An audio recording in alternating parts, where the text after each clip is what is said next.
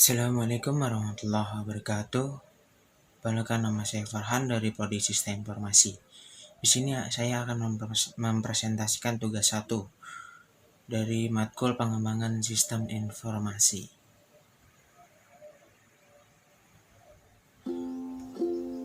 Ini adalah cover jurnal yang saya jadikan referensi saya.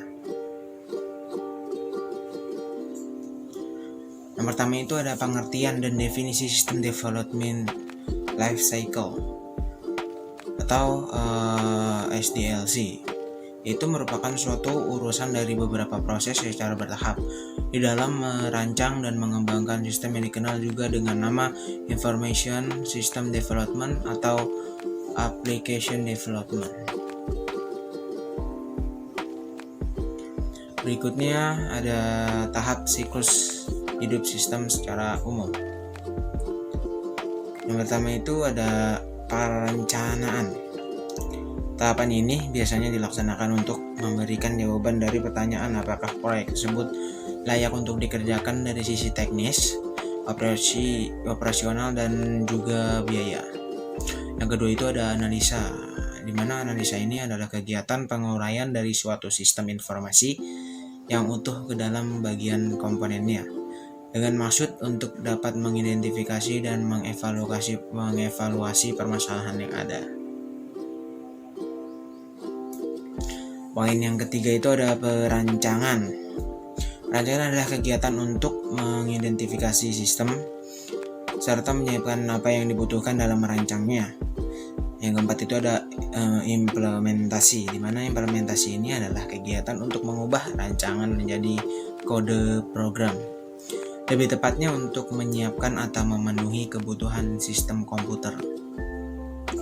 Poin 5 itu ada perawatan, di mana perawatan ini adalah kegiatan untuk merawat sistem dengan cara menjaganya, memperbaikinya bila terjadi kesalahan, dan lain sebagainya yang berkaitan dengan perawatan sistem agar tidak terjadi kerusakan yang fatal. Berikutnya, poin ketiga itu ada pendekatan siklus hidup pada SDLC. Yang pertama ini ada model waterfall. Model waterfall adalah model yang paling populer di antara model pendekatan yang lain di dalam SDLC dan bekerja secara linear. Model ini merupakan model yang paling awal terbentuk. Model ini mengikuti suatu paradigma yang dikenal dengan Documentation Driver Paradigm.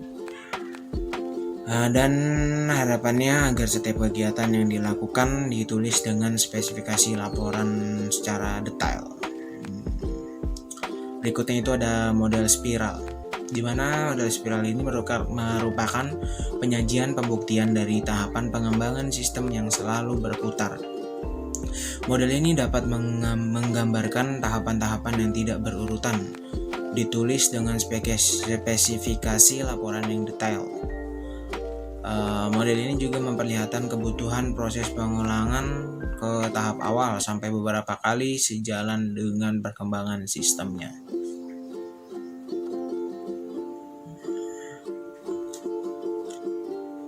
Berikutnya itu ada model RAT, di mana model RAT ini adalah prototipe yang dapat diselesaikan dengan cepat.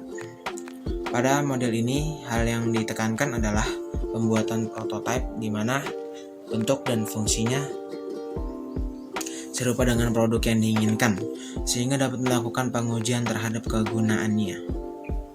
Berikutnya itu ada model build and fix. Merupakan metode yang paling kasar karena sistem yang dibuat tidak memiliki spesifikasi atau ide rancangan. Berikutnya itu ada model JAD.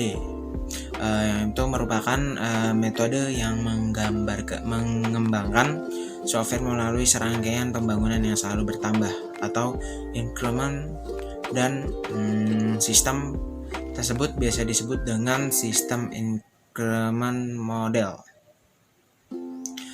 Paling kasar karena sistem yang dibuat tidak memiliki spesifikasi atau ide rancangannya.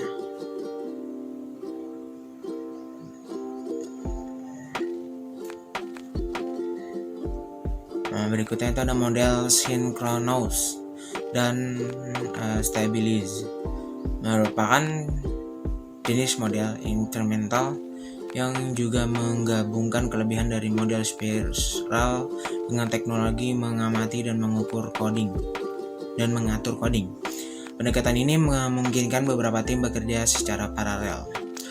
Berikut itu ada model Fountain, di mana model Fountain ini merupakan siklus hidup berorientasi objek, sehingga pada bagian-bagian sistemnya dikenal dengan nama subsystem. Model ini juga dikenal dengan model air mancur, di mana arus air akan naik ke atas melalui tengah dan kemudian turun kembali.